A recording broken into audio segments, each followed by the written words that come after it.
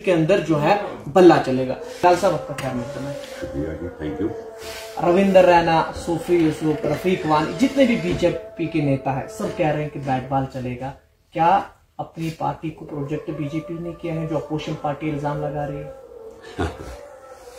ये जो इल्जाम लगाने वाली पार्टियां हैं उनका पास्ट देख लीजिए कि वो कहां से आए हैं, किन्होंने बनाया है, उनकी कहां से कॉन्टैक्ट्स रहे हैं। अभी आपने रिसेंटली देखा होगा यहाँ के हमारे मुल्क के होम मिनिस्टर को उन्होंने मंगाया नेशनल कॉन्फ्रेंस और पीडीपी ने।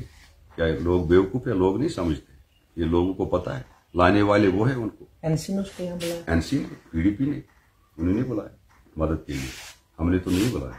हम ये कहते हैं कि आप बोलोगे हम आपको वोट डालेंगे। हम बोल कौन सा लीडर होगा जो बोलेगा मुझे लीडर मत डालो? वही जो वोट डालेगा उसका खैर मकदम है। वोट डाल जो भी हमारी मदद करना चाहता है हम उनका खैर मकदम करेंगे। हम तो दुबली पॉलिसी जो होती है वो हम तो करते नहीं है कि दुगली पॉलिसी करे कि वो आगे बोले कुछ लोगों को बोले जी इनको रोकने के लिए हमें वोट दो फिर उनके साथ ही जाओ। हम तो सीधे लोग हैं, सच बोलते हैं। सच यही है कि जो भी हमारी मदद करना चाहते हैं, जो कर रहे हैं उनका शुक्रिया, जो करना चाहते हैं उनका वेलकम। अपनी पार्टी किस चीज को लेकर सियासत करेगी? क्योंकि न 370 है, न 35 है, कुछ नहीं है जम्मू कश्मीर के लोगों के लिए। किस चीज को लेकर सियासत करेगा? सच्चाई जो सियासत एक्चुअल में क्या है, सियासत जो है इबादत है। अगर की जाए, अगर नहीं की जाए सबसे गंदी चीज है। हमारी सियासत सच की बुनियाद पर है। हम सच कहते हैं। हम लोगों को, नौजवानों को बिलखुसूस हम उनको कब्रिस्तान का रास्ता नहीं दिखाएंगे। हमारे सारे कब्रिस्तान बढ़ चुके हैं कश्मीर में। हम उनको सही रास्ता दिखाएंगे। हम उनको अमन का रास्ता दिखाएंगे। हम वो रास्ता दिखाएंगे जिससे एक नौजवान बच्चा अपनी जिंदगी इज्जत से बसर करे।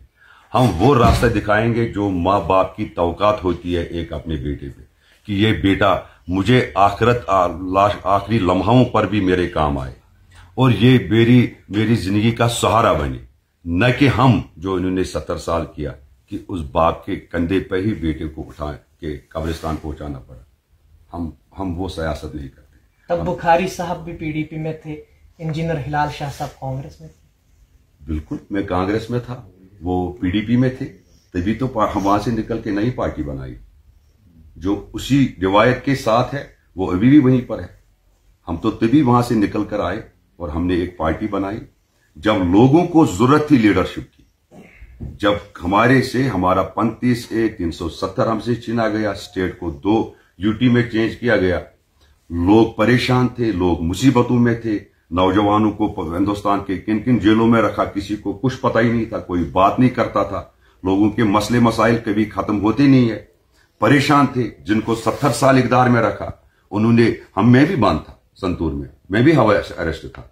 मगर निकलने के बाद क्या किया? निकलने के बाद अपने लोगों की आवाज बनकर, उस वक्त हमारे लोगों की आवाज, लोग जो है बात नहीं करते थे, हम निकले उनके लिए। अगर हम नहीं निकलते आज आपके जितने भी रिक्रूटमेंट उसके बाद हुई, सब इंस्पेक्टर, डॉक्टर, इंजीनियर और जितने भी हुई वो सारे बाहर के होते।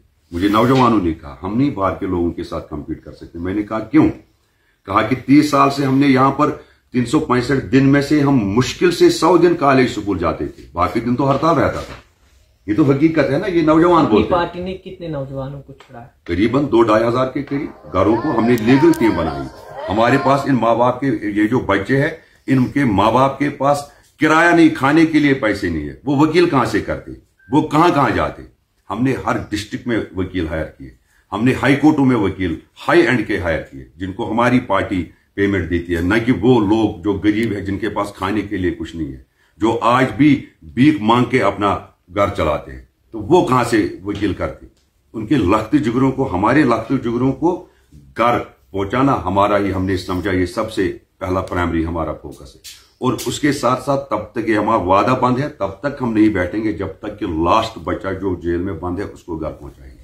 हिलाल साहब, इंजीनियर रशीद के बेटे ने कहा कि बुखारी साहब हमारे घर आए 2-3 बार, मगर जब सपोर्ट करने का मौका आया तो बुखारी साहब ने पीसी को सपोर्ट किया, इंजीनियर रशीद को सपोर्ट क्यों नहीं किया गया?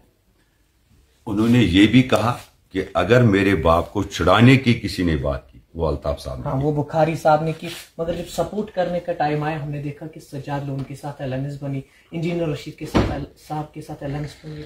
देखिए मेरी बात सुनिए, इंजीनियर रशीद साहब का फैसला आप सबको पता होगा, वो लास्ट में आया जी। और जो हमारी एलएनएस बनी थी पीसी और जम्मू कश्मीर अपनी पार्टी की, उससे कई दिन पहले आप देख लीजिए वो प्रेस कॉन्फ्रेंस हुई थी।